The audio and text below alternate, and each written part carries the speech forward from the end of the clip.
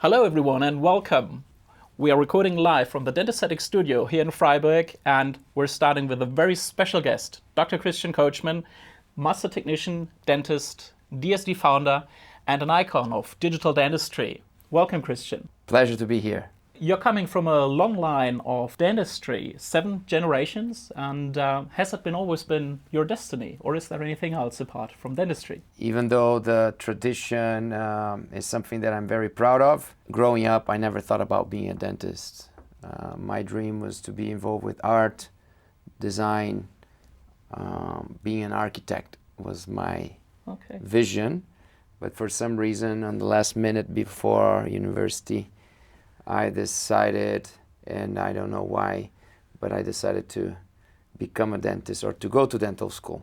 Maybe the ancestors were guiding me from above. And you started as a dental technician? I went through dental school. So Yes. dental school, I entered dental school first. Second year of dental school, my father suggested me to do dental technician school in parallel. In Brazil, you have that option. So I moved dental school to a half-period program, and I did dental technology in the morning. So in my third year of dental school, I was already a technician, and I started to work as a technician throughout the whole end of dental school. So there would be lots of benefits, obviously. And how did your skill, your mastery of being a technician affect your career path? It was key. It was fundamental for my whole career, to a point that I decided not to be a regular clinician even after dental school. So when I graduated from dentistry, of course, the natural move would be to stop being a technician for others and start being a dentist for my patients and maybe do some of my own lab work.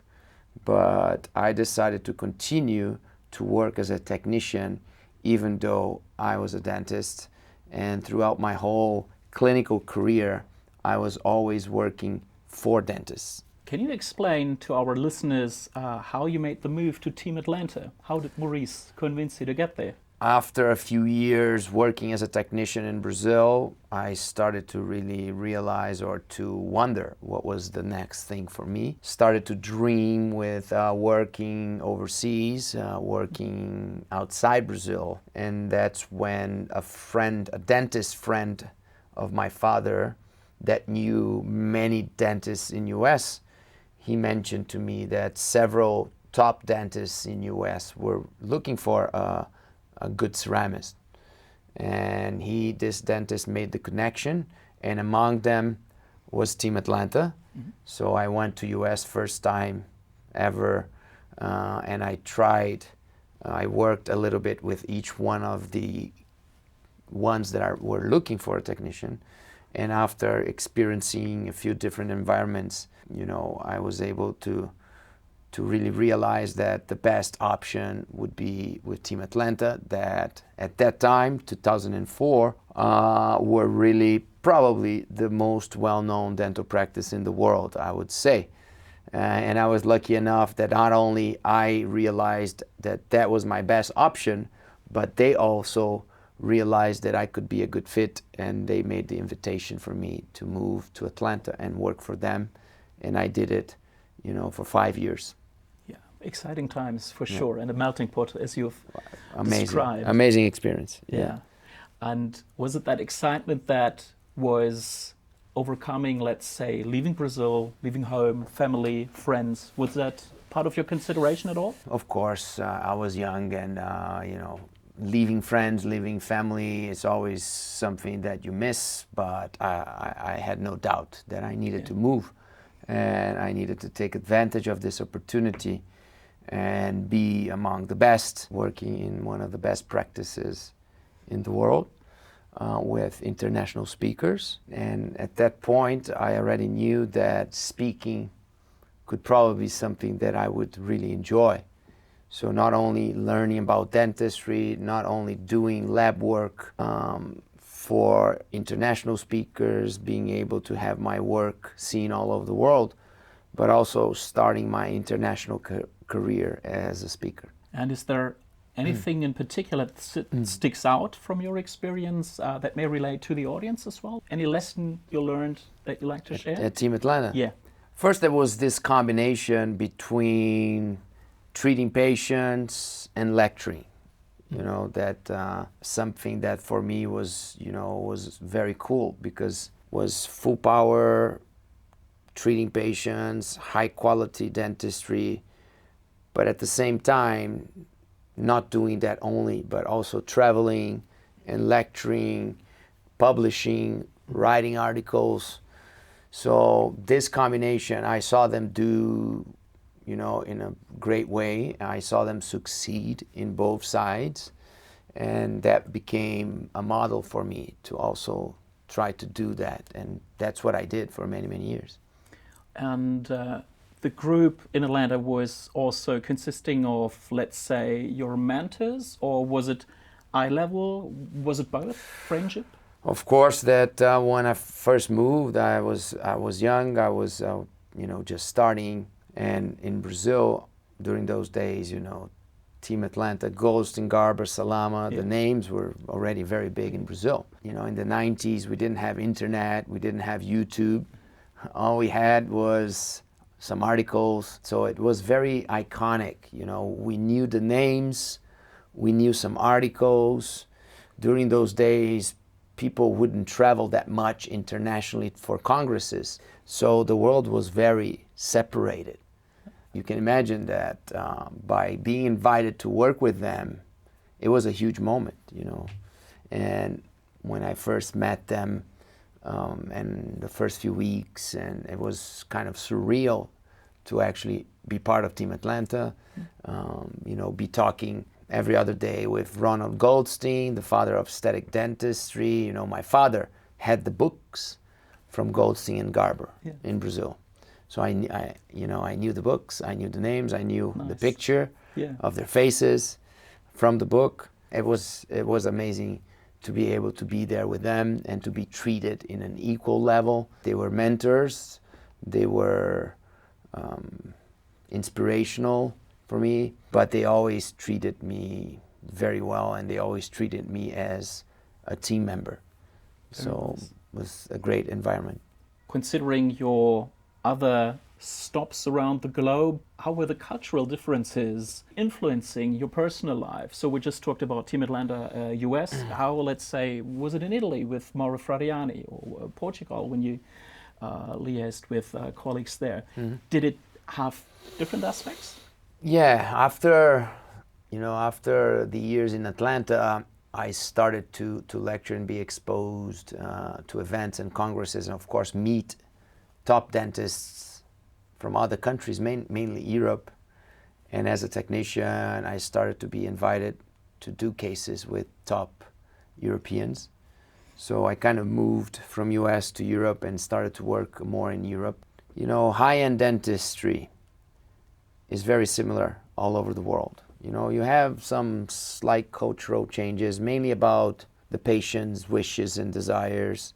The patient behavior changes a little bit. But at the top, it's all very similar.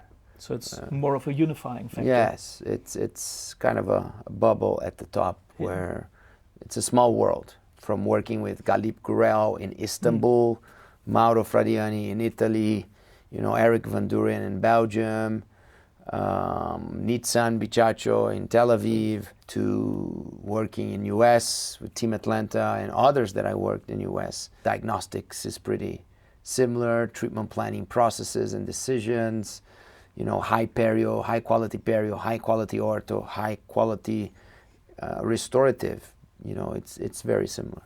I'm curious, when the first idea of DSD crossed your mind, was there a pivotal moment where you thought, okay, this is where you should pursue your experiences and your thoughts? As a technician, there was a couple of things that were very strong for me. That was always something that I would really focus on. The first was facially driven smile designs. I was always into the face. I was always into designing in harmony with the face, even from the wax-up days. Yeah. early on, I was already asking for facial information for the dentists during a time that almost nobody was actually documenting the face. So the face was always something big. I was exposed to John Coyce, Frank Spears, and others talking about facially driven or facially generated treatment planning. And for me, was facially driven wax-ups. Another thing that was always very strong for me was start with the end in mind. So start with the design, start with this artistic project where you want to be, and then reverse engineer the plan. So try to plan ortho towards the design, perio towards the design, restorative towards the design. So start with the end in mind, reverse engineer the plan was always something very big for me. And then the other thing was also, of course, the connection, dentist-technician, because I was both. So dentist-technician collaboration, dentist-technician communication, how do you share the information? How do you become more efficient in this collaboration? How can you become more effective in this collaboration? So if you think about dentist-technician effectiveness, start with the end in mind, reverse engineer your plan, designing smiles in harmony with the face. Basically, if you put all these pieces together, the story is you start from the face, you design what looks better with the face, you reverse engineer your plan, and then you collaborate dentist-technician to deliver, right? And that's how DSD started, with these three concepts in mind. What I started to realize was that there was a lot of room for improvement. Even though I was very proud of my work as a technician, and I became a very good technician working with some of the best dentists in the world. I was very proud of the work of the dentists that I was working with. But even though we were proud of the work, we saw how much could be better. Since I was always driven by what is next and what can be better, I was never a comfort zone person. So I was always challenging myself, right? So my question was, how can I make this work better? And as I was diagnosing the problems from the workflow perspective, I was also very much into systems and workflows, right? It's not only about unconsciously knowing to do something, but writing down on a piece of paper, what am I doing? What are the steps? How can I structure this? If I'm doing something well, how can I organize this in a way that others can do as well? I started to diagnose our most common mistakes, the things that were harming our efficiency, the things that were making us redo or retouch, the things that were increasing the chances of back and forth. And I started to ask myself, how can we tackle these most common mistakes, these most common limitations, these bottlenecks, these pain points? And I started to develop solutions for each one of them. And once I had enough ideas together, I started to show to others, and people started to enjoy. I like this, Christian, show me more. Since it was all leverage on technology, because technology was just starting to help us, it was all about the smile, combining technology with art. I call it digital smile design. So it clearly was quite a process, and so much thought you put in with gradual steps. There was not one explosive moment, obviously, because it's been reshaping dentistry ever since. First course I ever gave was in 2009. So I really started to collect this information 2007 and 8 and write down the workflows and started to show pieces in my lectures until the point that I really created an initial system, call it DSD, Digital Smile Design, gave the first course, and I was lucky enough to also have social media just starting. Yeah. Facebook was just recently adopted by dentists, and for some reason dentists really started to use Facebook as a forum, as a community sharing, and I was among the first ones to jump into it from the professional side, meaning sharing information on social media, sharing lectures, sharing techniques, giving away stuff, giving away ideas. And it just went viral. It literally went viral, and Facebook did 90% of the job for me on the first initial years. Yeah. All of a sudden you became a superstar, and you were already traveling the world, but as you've just mentioned, with social media on the rise and the DSD project that you just had in your pocket, how was that time when you were just the most sought after person in dentistry? The first topic that actually I became well known was the pink hybrid restoration. It was a technique that I developed on how to design, plan, surgically plan, and restoratively plan partial implant prosthesis with artificial pink. This was the first initial articles that I wrote and the initial lectures, right? And I became known as the technician that was working with pink, and but it was inside this bubble, right? This bubble of the high end.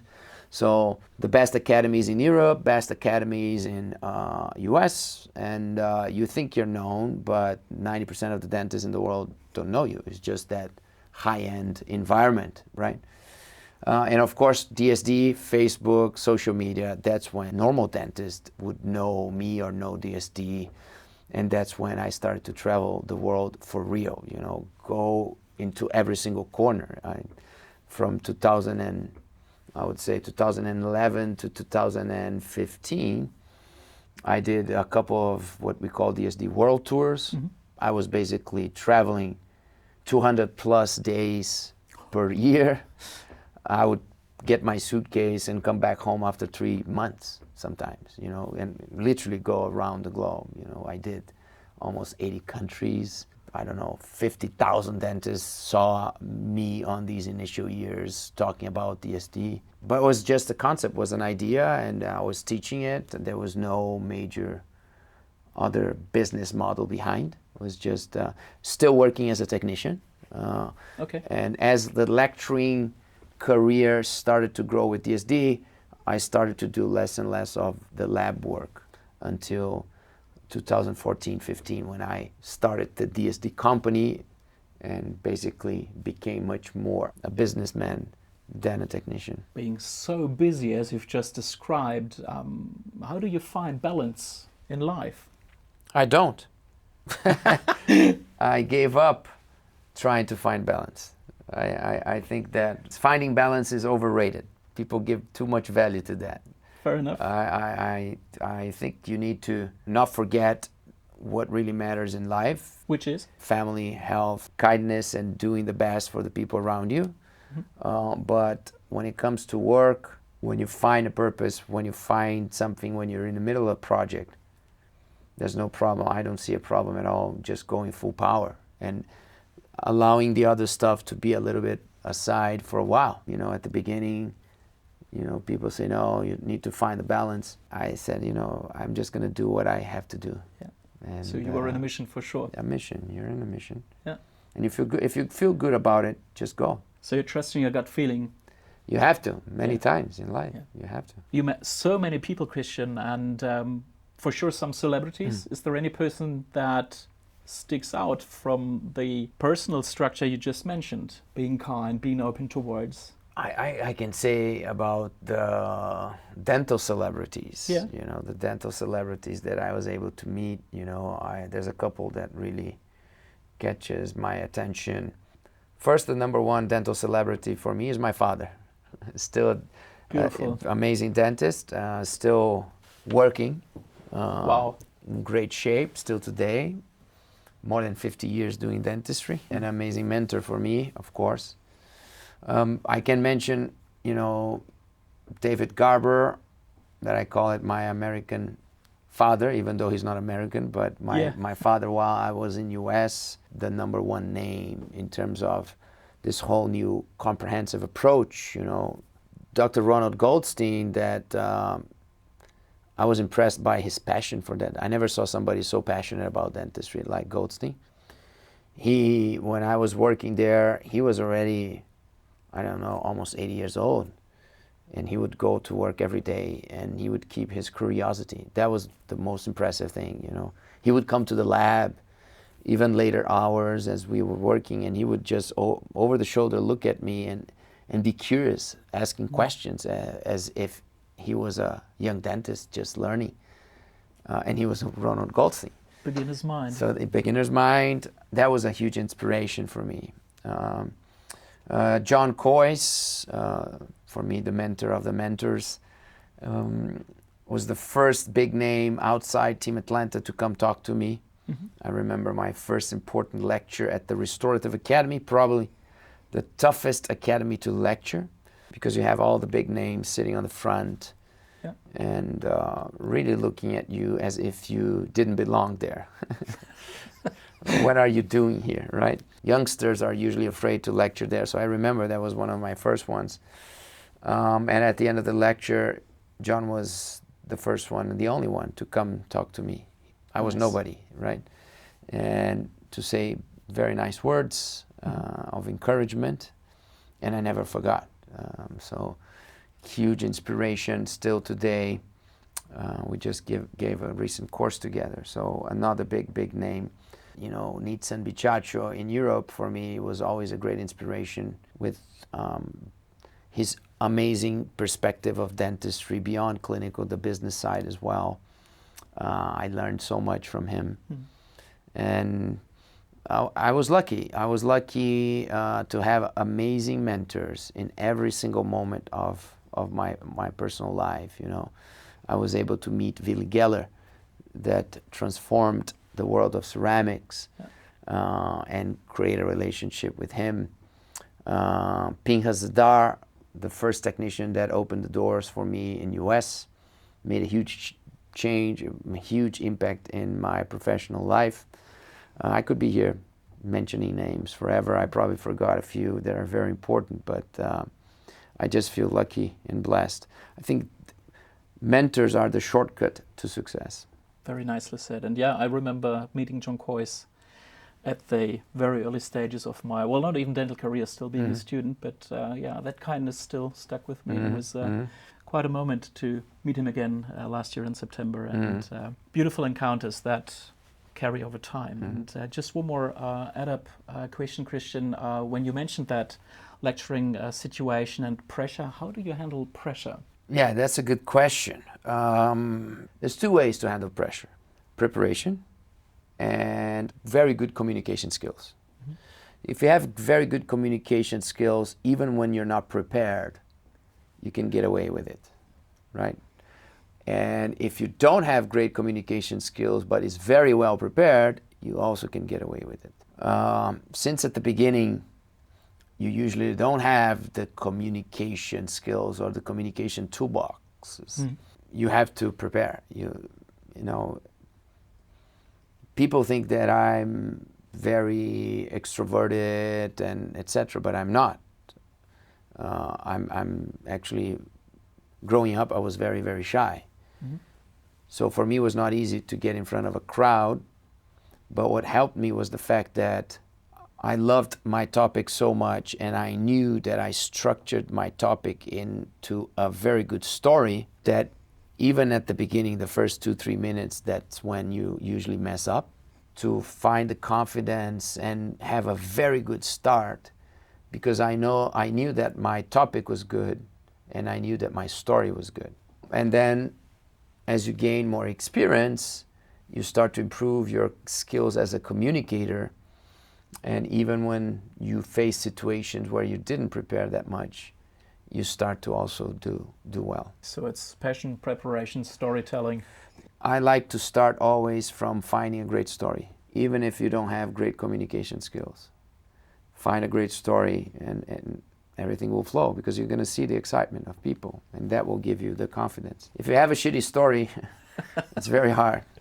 Or if you have nothing to add, or if your message is not clear, if your take home is not very practical, if you're not adding value to people that are listening to you, you can only entertain people for a while. You cannot BS people forever. You need to ask yourself, what is your story? Very nice, very on point. Thank you. Let's switch to the present, Christian. What is an ideal setup for a digital lab in practice looking like in 2025? Of course, there's the obvious, you need a scanner and you need a printer, and in between, finding a very good digital lab. That's your setup. You need to master the scanner. We talked about this before. I can say as a lab that it receives hundreds of scans every day from all kinds of dentists, even very good dentists, even dentists that are like used to digital. Most of the scans can be improved. There's a learning curve. So there's a lot to be learned about scanners. And dentists, before going into anything more fancy, should master their scanners. That's vital. There's no digital dentistry without the scanner. That's the gateway, that's the first step, that's the foundation, that's the entry door. And if you send bad scans to your lab, everything is going to be off. So I strongly recommend dentists to invest on learning more about how to scan. And I can guarantee to you, there's so much that dentists don't know about scanning. You know, even if you scan for years already. So that's number one. Don't go fancy before you master the basics, and scanning is the basics. Scanning, of course, that scanning first appointment diagnostic models is the easy part. But how do you scan full mouth rehabilitations, several preps, adjacent preps? How do you scan properly the bite? How do you avoid distortions? How do you scan so the lab can overlap files? How do you scan edentulous areas? How do you scan pontics? How do you scan emergence profile? How do you scan soft tissue information? How do you scan multiple implants? How do you scan full arch implants? How do you scan so you can get passive fit prosthetics? Nice high quality restorations over teeth and over implants. How do you scan the face? How do you combine the face with the intraoral scan? How do you document the jaw motion? How do you document the facial motion? So the key is to master what we call the patient avatar, creating the patient avatar with consistency and precision. So every single case, you get the same quality. And then, after you master that, you need to find a top digital lab. A lab that understands digital for real. A lab that understands how to play this new role, because digital is transforming the role of the lab. And as I always say, there's no modern dentistry without a modern lab. There's no digital dentistry without a digital lab. It's impossible for a dentist to do everything alone. And it's impossible to do with an old school lab.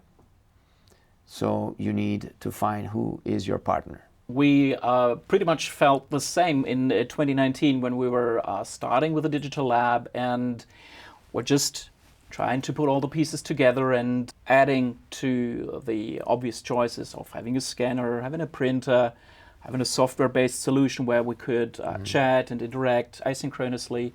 Motion data had the biggest impact for us at the time, because we felt that we could achieve higher precision, we could definitively cement upon try-in, and it took me quite some time to figure out why. And I had a key moment when I was sitting next to our lab technician here downstairs, observing how he was designing occlusal planes and then adding motion data to display balance contacts, interferences, and therefore being able to adapt and modify the occlusal surfaces. And that was the reason why we were able to become more effective in the clinic and in the chair. And this continues straight up until today, because we strongly believe that adding motion data by any kind, we can deliver better restorations to our customers. So we had about 2,000 recordings and consultations.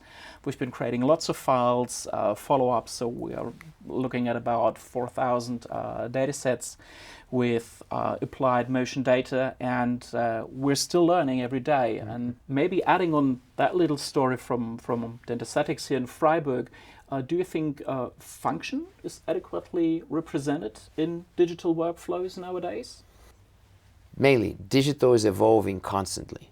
So tomorrow will always be better than today.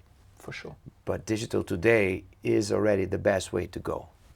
So there's no more discussion about, can we do this better in the analog way? No. No, that's period, right? But it's going to become even better.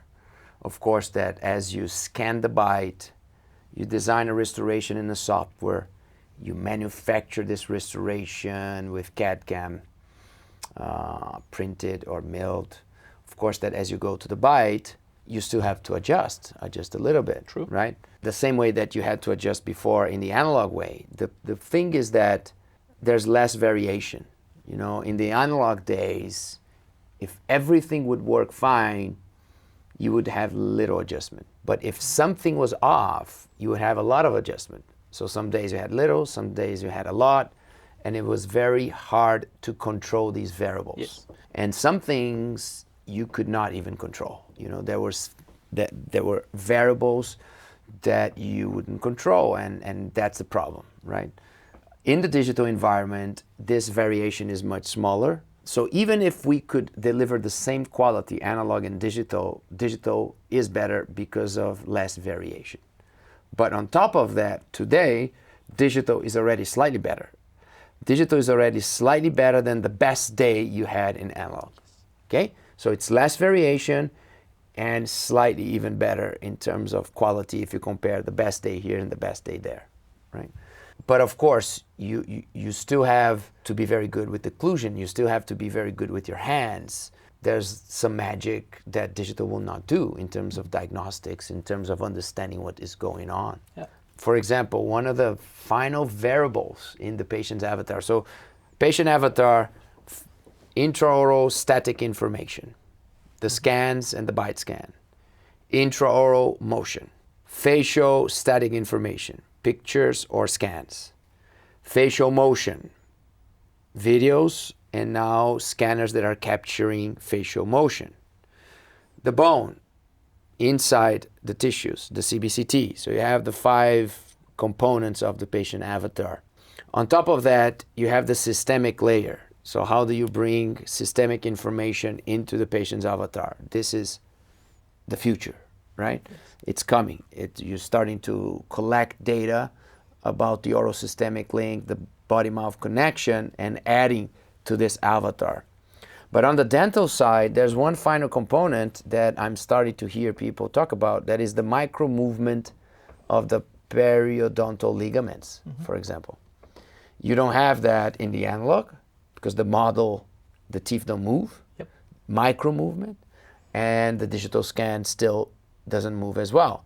That's a reason why you always have to, one of the reasons why you always have to fine-tune occlusion in the mouth, because as you bite and you squeeze, every tooth will move slightly different. Some patients will move more, some less, and even in the same patient you have differences. Implants don't move at all. So you have things like this that technology will find the solutions, and in the near future, you're going to be able to scan also this microperiodontal ligament movement and bring into the patient's avatar. So once you're doing with the digital articulator and designing your restorations, you can also take that in consideration. That's going to be another game changer. Yeah, so it's just an example of how things will continuously evolve. Very excited for that to happen rather sooner than later. Right now, what we're trying to do here in Freiburg is to include motion data right from the start when we're starting with the setups, with our mock-ups, with our try-ins in the patient's mouth, so they can already start feeling how their future restorations are going to be like, and adding periodontal movement of teeth will be the next logical step. And with the IDS in Cologne being around the corner, the world's biggest dental fair trade show, we will already see some improvements. And since you already mentioned how crucial the scanning aspects are for entering the door into digital, when will we see the first scanner that allows us to scan through the soft tissues, Christian? It's coming soon. I already heard from more than one different company that the solution already exists, Yes. that details are being developed. One thing that is going to change, I feel, on the next 3 to 5 years is that we're going to see very fast new players coming into the market, different than the most common, well-known players. So for many years, Smaller companies. I think since the implants, well-known companies, they owned innovation in dentistry. You know, Nobel Biocare, Invisalign, Straumann, Ivoclar, all these names that we have, Sirona, Serec, you know. We have these players that year after year are bringing the new solutions, right? Once in a while, you would have a new name, like, for example, when Tree-Shape came, right? Yes. New name.